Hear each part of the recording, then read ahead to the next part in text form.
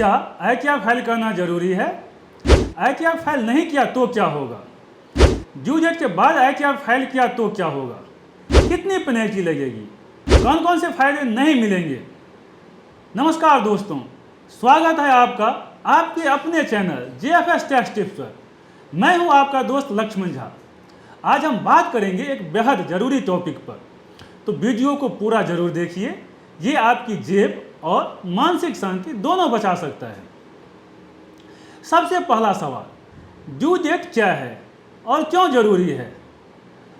हर साल income tax department एक last date तय करता है जिसे हम कहते हैं ITR फाइलिंग ड्यू डेट। सामान्यतः यह 31 जुलाई होता है, लेकिन फिनांशियल ईयर 2024-25 या असेसमेंट ईयर 2025-26 के लिए इसे बढ़ाकर 15 सितंबर 2025 कर दिया गया है।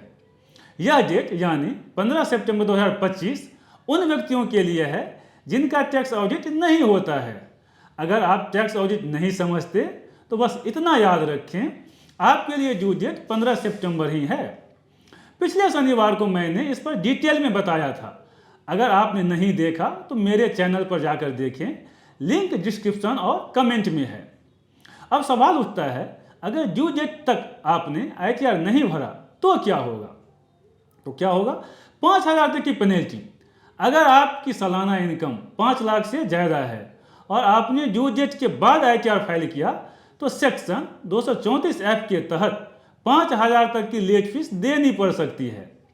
अगर इनकम 5 लाख से कम है तो पेनल्टी 1,000 तक सीमित है। दूसरा, ब्याज देना पड़ेगा।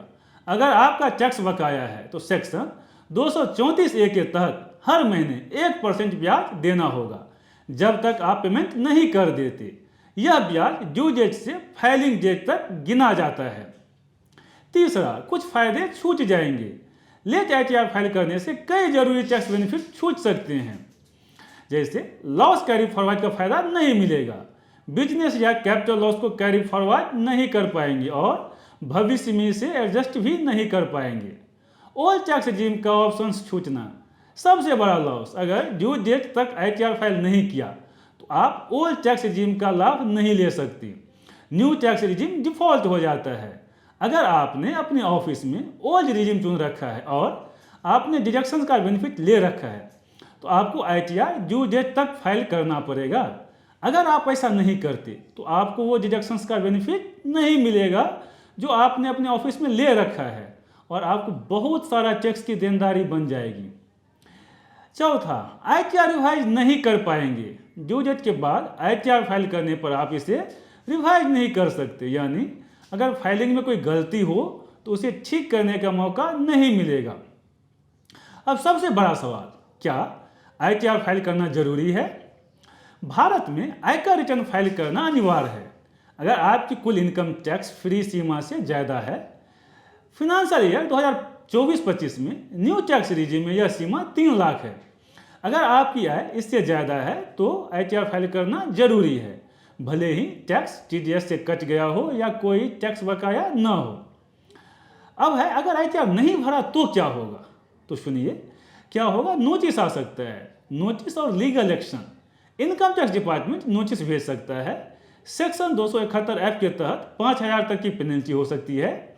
अगर आय को जानबूझकर कम दिखाया तो सेक्शन 270A के तहत 50% से 200% तक की पेनल्टी लग सकती है। ब्याज सेक्शन 234A, 234B और जो 234C के तहत अनपेड टैक्स पर 1% मासिक इंटरेस्ट लगेगा। लॉस कैरी फॉरवर्ड नहीं कर सकते, आप किसी भी लॉस को भविष्य में एडजस्ट नहीं कर पाएंगे।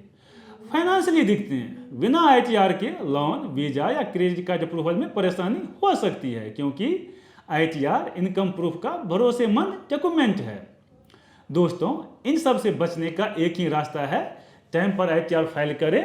अगर कोई कन्फ्यूजन है तो आप कमेंट में लिखें या आप मुझे मेल भी कर सकते हैं। JFS टैक्स टिप्स आपकी जागरूकता और मदद के लिए यहाँ है।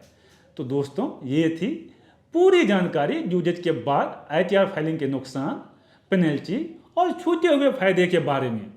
ध्यान रखें, यह जानकारी सामान्य जागरूकता के लिए है। सटीक टैक्स सलाह के लिए कृपया किसी CA या टैक्स प्रोफेशनल से संपर्क करें। मैं हूं लक्ष्मण झा और JFS टैक्स टिप्स के साथ हम आपकी टैक्स से जुड़ी हर समस्या का समाधान लाएंगे। टाइम पर ITR फाइल करें, पेनल्टी से बचें और अपने फाइनेंशियल फ्यूचर को सिक्योर करें। वीडियो पसंद आया हो तो लाइक करें, शेयर करें और चैनल को सब्सक्राइब करना ना भूलें। अगले वीडियो में मिलते हैं। नमस्ते।